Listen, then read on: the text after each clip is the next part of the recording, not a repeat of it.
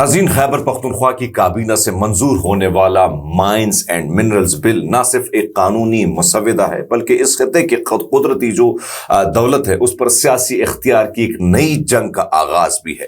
یہ بل بظاہر معدنیات کے شعبے کو ضابطے میں لانے اور سرمایہ کاری کو فروغ دینے کے لیے بنایا گیا ہے، لیکن اس کے بین السطور جو ہے حقائق کچھ اور کہانی بیان کرتے ہیں۔ ہم سمجھتے ہیں کہ قانون سازی یقیناً صوبائی حکومت کا آئینی حق ہے، مگر جب کوئی بل انتہائی جو ہے تیزی سے بغیر عوامی مشاورت یا اسٹیک ہولڈر کی رائے کے اسمبلی سے منظور کرایا جائے تو سوالات اٹھنا فطری عمل ہے۔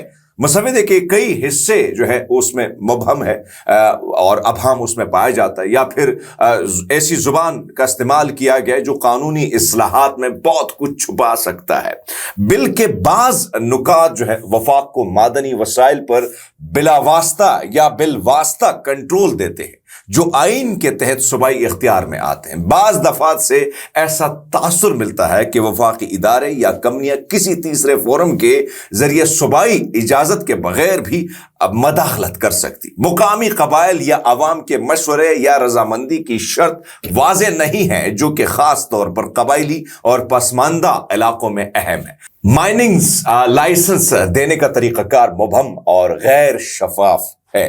ماحولیاتی تحفظ کے لیے کوئی واضح پالیسی یا گائیڈ لائن نہیں دی گئی ہے۔ بغیر ماحولیاتی اثرات کے جائزے کے مائننگ کی اجازت تباہ کن ثابت ہو سکتی ہے۔ یہ خدشہ ہے کہ بل کے تحت مقامی کمپنیوں یا افراد کو نظر انداز کر کے صرف بڑے سرمایہ داروں یا بیرونی کمپنیوں کو فائدہ دیا جائے گا۔ بل کی زبان میں کئی اصطلاحات واضح نہیں ہیں، جیسے اہل ادارہ، بہتر مفادات یا قابل قبول وجہ، جس کا مطلب ہر حکومتی افسر اپنی مرضی سے نکال سکتا ہے، یعنی کہ اختیارات کے غلط استعمال کا راستہ کھولا گیا ہے۔ بل میں کوئی ٹھوس پالیسی نہیں کہ کن وسائل کو کب اور کس حد تک نکالا جائے، یعنی کہ معدنیات کو ایک دم لوٹ مار سے نہیں نکالا جا سکتا، بلکہ نسلوں کو مستفید کرنے کی پالیسی کے تحت محفوظ اور ایک حد تک نکالا جا سکتا ہے۔ اب آتے ہیں خیبر پختونخوا میں پہلے سے موجود مائنز اینڈ منرلز قوانین کی جانب۔ خیبر پختونخوا میں معدنیات سے متعلق جو قوانین اور ضوابط نافذ العمل ہے وہ صوبے کی خود مختاری، معدنی وسائل کے تحفظ اور کانکنی کے نظام سے متعلق ہیں۔ 18ویں آئینی ترمیم کے بعد معدنیات کا اختیار صوبوں کو منتقل ہو چکا ہے، جس کے تحت خیبر پختونخوا نے اپنے قوانین تشکیل دیے ہیں۔ خیبر پختونخوا جو ہے مائنز اینڈ منرلز ایکٹ 2017 کو اگر آپ پڑھتے ہیں، یہ خیبر پختونخوا کا بنیادی قانون ہے۔ اگر ہم دیکھیں جو مائنز اور منرلز کے انتظامات یا ترقی، لائسنسنگ معاہدات سے متعلق ہے، معدنیات کی تلاش اور پیداوار کے لیے لائسنس جاری کرنے کا اختیار محکمہ معدنیات کے پاس ہے۔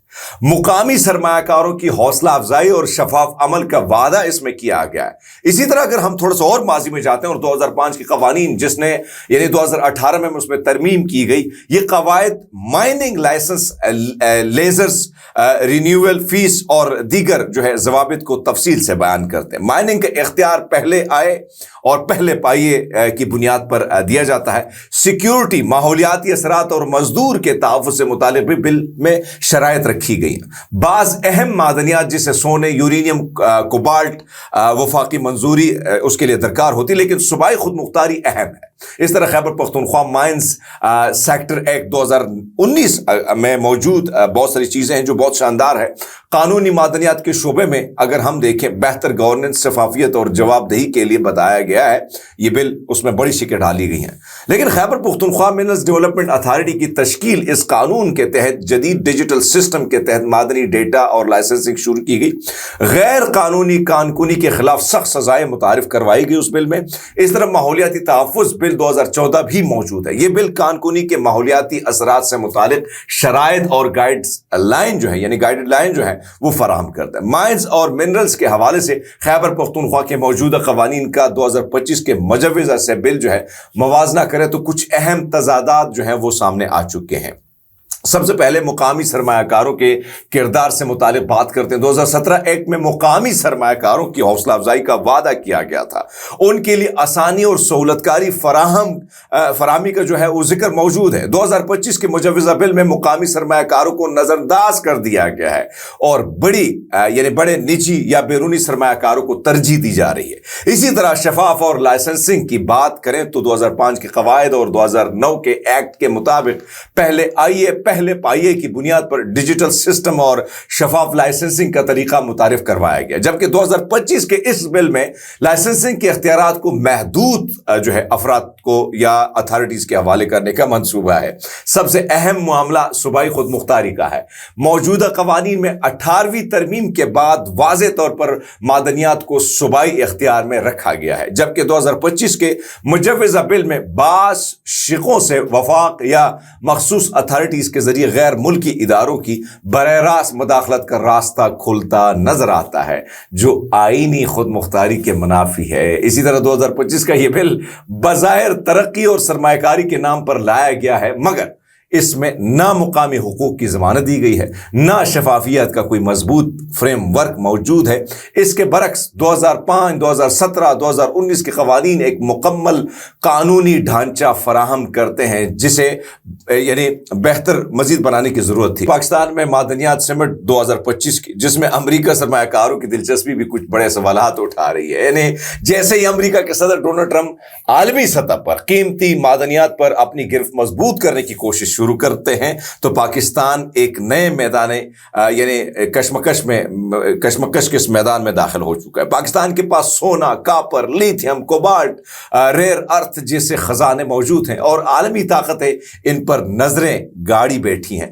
یہاں یہ ذکر کرنا بھی بہت ضروری ہے کہ ٹرمپ کی پالیسی امریکہ فرسٹ کا ایک واضح مطلب یہ بھی ہے کہ دنیا میں جہاں کہیں قیمتی وسائل ہوں، امریکہ کو وہاں موجود ہونا چاہیے۔ اس لیے وہ کبھی غزہ پر قبضہ کرنے کی بات کرتے ہیں تو کبھی یوکرائن کی امداد کے عوض معدنیات چھیننے کا معاہدہ کرتے ہیں۔ ٹرمپ کی پالیسی میں وسائل کا حصول ضروری ہے، چاہے وہ فوجی طاقت سے ہو یا معاشی دباؤ سے۔ پاکستانی حکام نے حالیہ بیانات میں انکشاف کیا ہے کہ متعدد امریکی کمپنیاں پاکستان میں معدنیات شعبے میں سرمایہ کاری میں دلچسپی رکھتی ہیں۔ بظاہر یہ ترقی، معاشی بحالی اور غیر ملکی سرمایہ کاری کے خوش آئند اشارے تو ہیں، مگر سوالات بھی کم نہیں ہیں۔ مثال کے طور پر ماضی میں بھی مقامی وسائل کا فائدہ جو ہے وہ عوام کو کم اور غیر ملکی کمپنیوں کو زیادہ ہوا ہے۔ ریکارڈ کیس میں بھی جو ہے اگر آپ دیکھیں پاکستانی حکومت اور عوام نے کیا پایا اور بیرونی جو ملک کمپنیاں تھیں انہوں نے کیا لیا یہاں سے۔ اور آج یہ بھی ایک زندہ سوال ہے کہ ٹرمپ نے امریکہ کمپنیوں کو ہدایت کی ہے کہ وہ ان خطوں میں سرمایہ کاری کرے جہاں قیمتی معدنیات موجود ہیں تاکہ چین کے اثر رسوخ کو توڑا جا سکے۔ اس مقصد کے لیے جو ہے امریکہ نے نہ صرف افریقی ممالک بلکہ آسٹریلیا، لاطینی امریکہ اور اب جنوبی ایشیا میں بھی اپنی معاشی جو ہے پنجے گاڑنا شروع کر دی ہیں۔ پاکستان جیسے ممالک جو معاشی بحران سے اس وقت دوچار ہیں، بظاہر ان سرمایہ کاریوں کو خوش آمدید کہتے ہیں لوگ یہاں پہ، لیکن ان معاہدوں کو شفافیت، مقامی شراکت داری اور فائدہ کس کو ہو رہا ہے، یہ معاملات عموماً پردے میں رہتے ہیں۔ اگر امریکی کمپنیاں پاکستان میں معدنی شعبے میں جو ہے آ رہی ہیں تو یہ صرف معیشت نہیں بلکہ جیو پولیٹکس اور طاقت کا عالمی بساط کا حصہ ہے۔ پاکستان کو سوچ سمجھ کر شفاف انداز میں جو ہے قومی مفاد کو مقدم رکھتے ہوئے فیصلہ کرنے کی ضرورت ہے، ورنہ سرمایہ کاری کے نام پہ یہ نئی غلامی کا دروازہ جو ہے وہ کھل سکتا ہے۔